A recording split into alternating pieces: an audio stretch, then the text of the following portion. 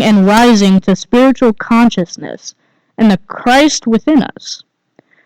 When we are born again, metaphysically, we see a new spiritual dimension. From this spiritual place in our hearts and minds, we know the kingdom of God is within us. As Jesus taught, anything and everything is possible. Through the resurrection, Jesus demonstrated that the life of God is changeless and eternal for each of us because of our divinity. Oh, I got you. Through the resurrection, Jesus demonstrated that the life of God is changeless and the eternal for each of us because of our divinity. With all the mysteries of life and death, we can trust that our souls are immortal. And from Ernest Holmes, you belong to the universe in which you live. You are one with the creative genius back of this vast array of ceaseless motion, this original flow of life. You are as much a part of it as the sun, the earth, and the air. Let us affirm together. I cultivate... my fault. We have the slide? Okay. My fault. Anyway. I cultivate holistic growth, welcoming interconnected solutions that nourish my well-being. Mm-hmm. And let me introduce Reverend Dr. Kathleen Johnson.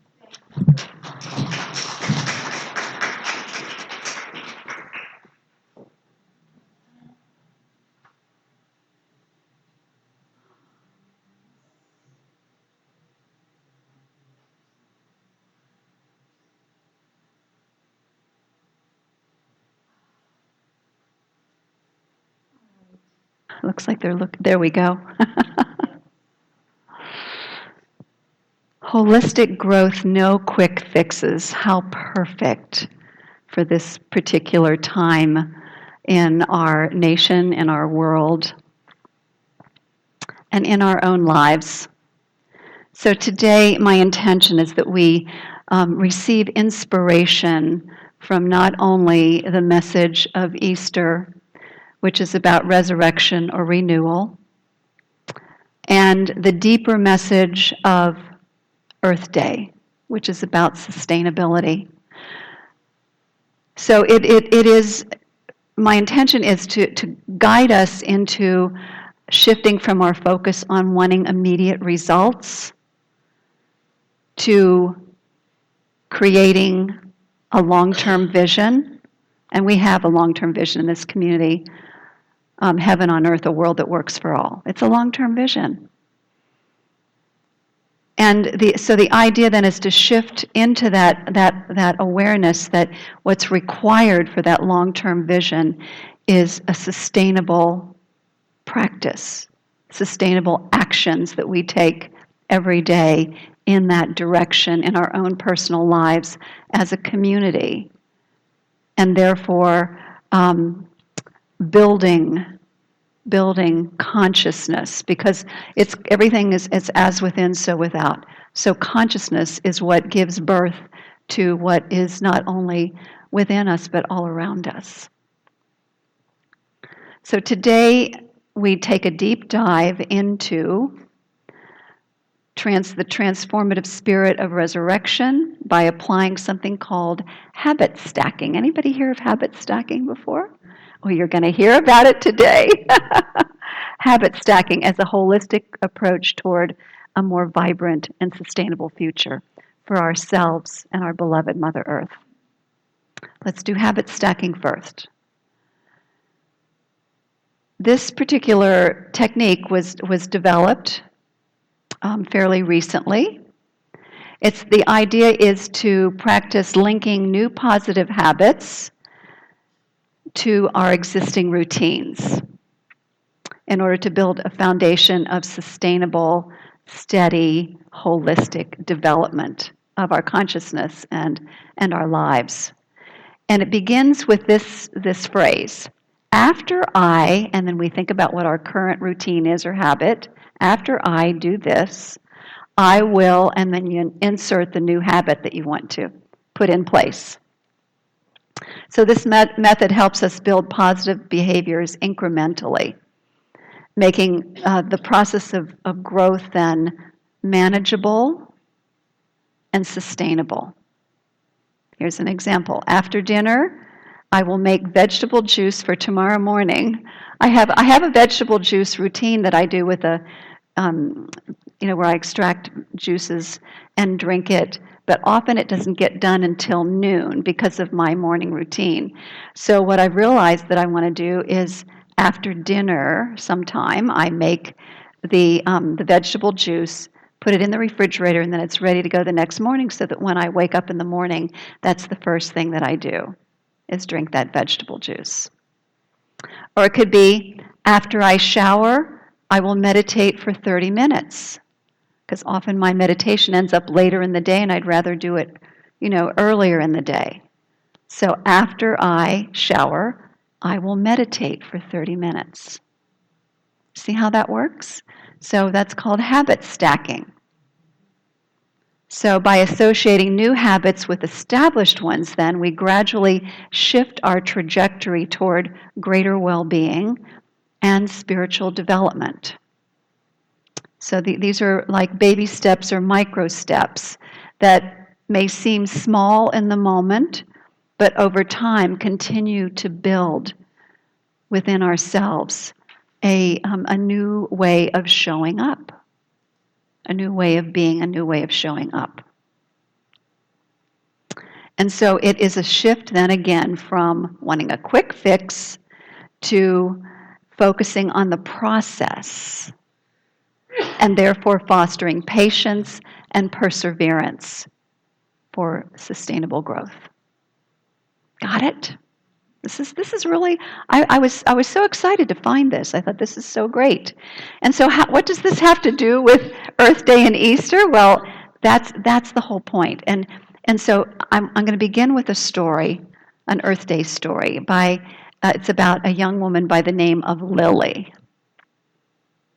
Lily, age 13, who is one of the world's most aspiring environmentalists for adults and children. She's just done some amazing things. She's an ambassador for Plastic Pollution Coalition and for Earth.org, among other awards that she's received. At age 7, she started this at age 7. So she's 13 now, but at age 7, she went viral on social media and started Lily's Plastic Pickup. So what she was doing then, she was collecting, going around and collecting plastic and then demonstrating online how to recycle the different kinds of plastic. So it was a continuous training sort of thing that she was offering, and people heard about it. It went viral, and so she was really affecting a lot of people at a very young age. So it says up to this point, she has collected more than 150,000 pieces of plastic and advocates for cleaning up plastic pollution, restricting plastic production, and finding alternatives for the material. Think about that. Age 7. And now age 13, and she's accomplished amazing things in those years. So Earth Day then is more than just going out and planting trees or picking up trash. It is really meant to be a sacred reminder of our covenant with Mother Earth. The earth is not a possession. It's not something that we are to have dominion over. Earth is our beloved home. It's our shared sacred home. It is a beautiful garden, a paradise that is ours to care for. So we are here as stewards of our planet. So every tree, every river, every living creature speaks the language of God, because our planet is a presence, just as we are a presence. We're part of this amazing presence that is an individualization of God. I mean, think about that. So every aspect of it, every tree, every river, every living creature is a demonstration, an expression of God, speaks the language of God. And so the soil carries the memories of the beginnings of the universe. The wind is the breath of God. And the spring and the rising of spring, we are reminded of the resurrection power celebrated in Easter. Do you see there's an interconnection here? Our beloved earth, our beloved lives demonstrate these beautiful qualities of the divine. So Earth Day then invites us into a deeper reverence for the garden that we already share. So rather than seeking quick fixes, let us again commit to slow, sustainable practices. And do you see where the habit stacking is coming in again? So in our household, what we have, so I'm going to use that phrase again. After meals, I will throw compost in the compost bin, and I will throw recycles in the recycle bin. So this is something that we already do, but that could be an example of habit stacking.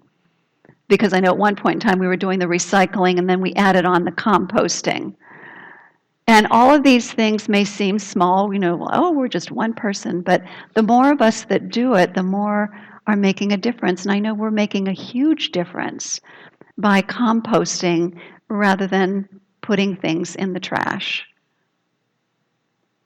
We're turning it into soil, really rich soil that we then continue to spread, or I should say Dan spreads around the garden. Yeah.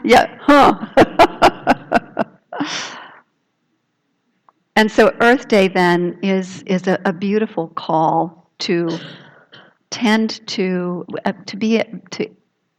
get into an awareness of love, our love for the planet, and take this into our actions, tending, stewarding, restoring, caring for, and sustaining the earth, not only for ourselves, but for future generations. This is the heart, the big heart of love that is far beyond who we are and extends out and envelops the entire planet. This is a great big love that we are being called to express and to experience. So again, we can do simple daily actions to reduce waste, reusing, composting, recycling.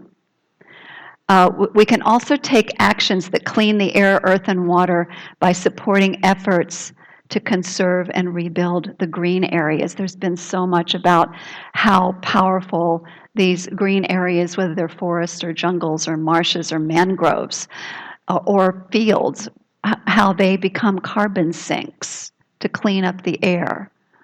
So important, and I'm so inspired by people all over the planet who are not only contributing to this monetarily, but also taking up projects to replant and to refurbish, not only in our country, but all over the world.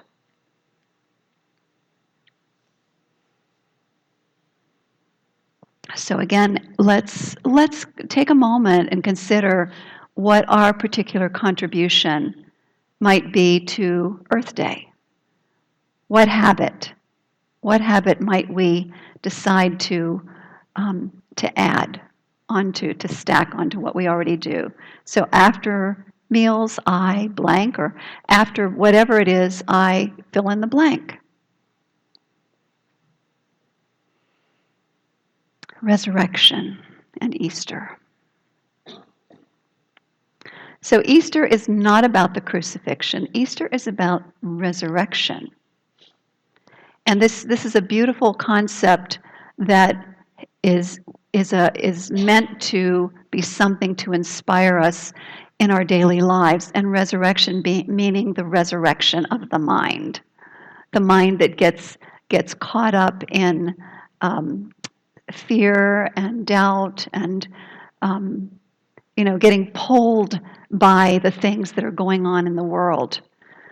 So we're being called right now to a huge resurrection of our minds, of our consciousness, to let go of those fears and doubts and instead to step into our power. Resurrection is a power.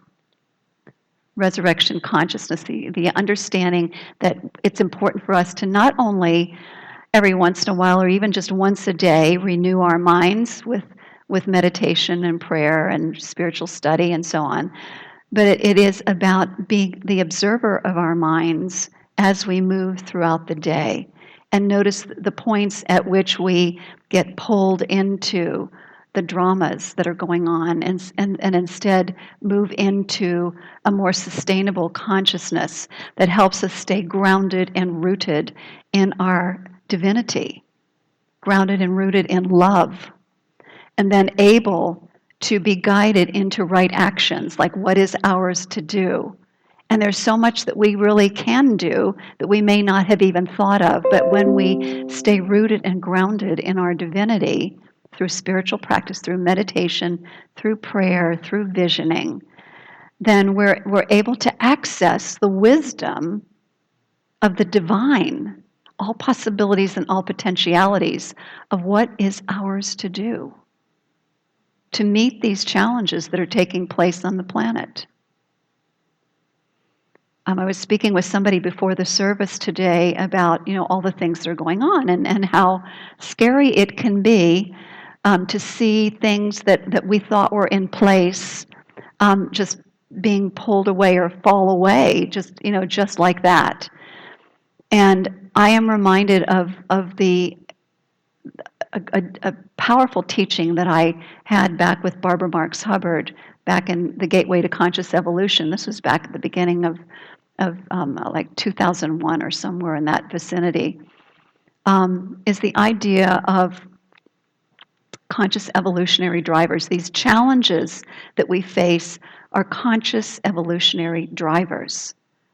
If we truly understand what they are meant to motivate us to wake up, to continue to grow and expand and rise in consciousness in the midst of what's going on, to be the answer that we are seeking.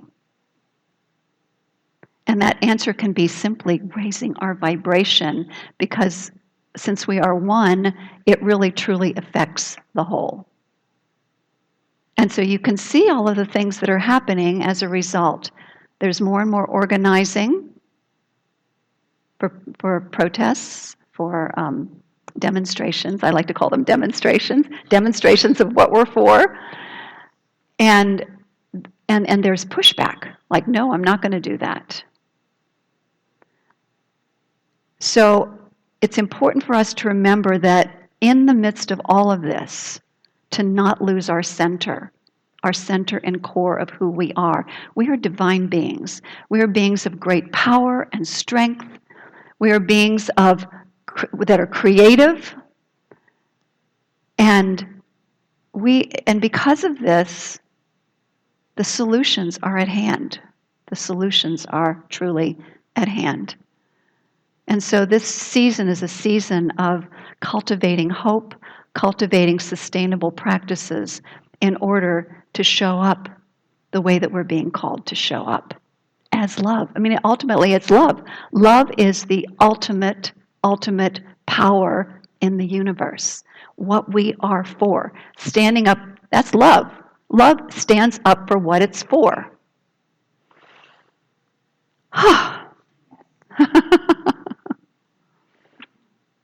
So the resurrection story of Jesus then reminds us that even in the face of adversity, there is hope for transformation and for growth, for renewal in our lives. And then I think of the metamorphosis, how the caterpillar becomes the butterfly. Just when the caterpillar thinks, it's all over, I'm done. Yeah, that's right, the old version is done, and the new version is born. We can learn from metamorphosis That is what our spiritual practice does for us. It helps to break down the old story of who we think we are. And then it allows us to step in to that newer, higher version of ourselves. Personal resurrection. So I'd like to give us an opportunity to experience that right now before we close. Take a moment and feel in your body temple where you might be carrying some stress related to things that are going on in the world, or maybe something in your personal life. Notice where that stress is being carried.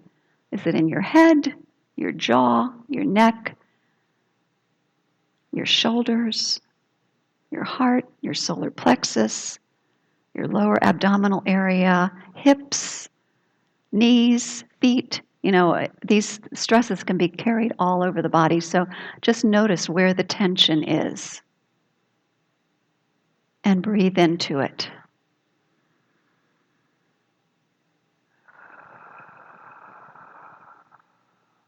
Feel it. Don't try to get rid of it. Just simply breathe into it.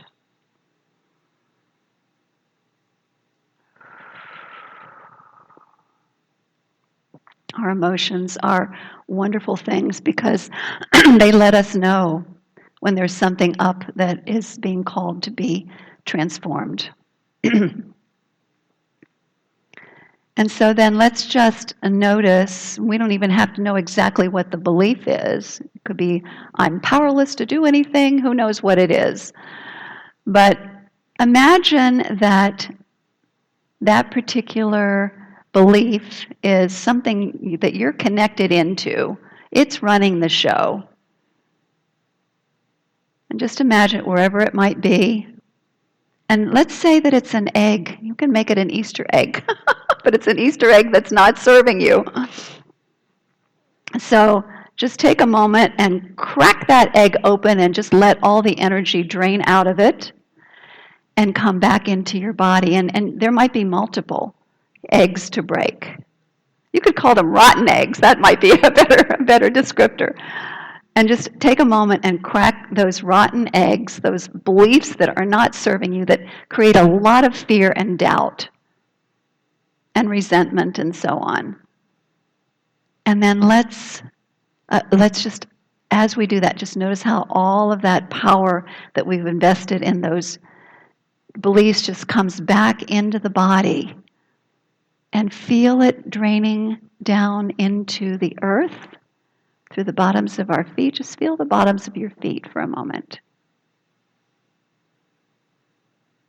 And then another surge of energy coming up through the earth, up through the body, up through the top of the crown of the head and around, and just nurturing and nourishing our human energy field.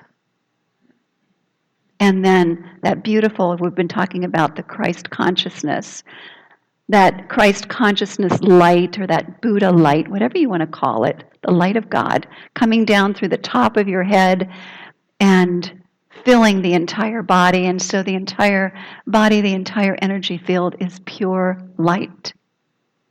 And let us affirm together, I am the infinite power and presence of God.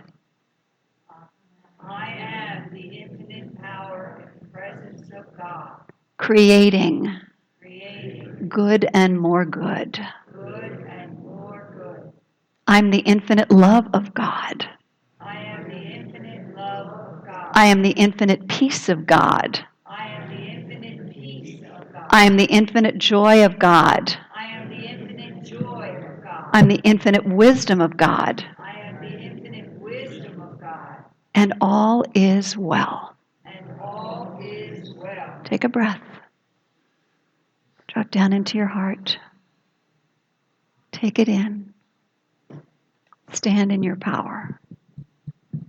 And just remember that the holistic growth does not come from quick fixes or being on the fast track.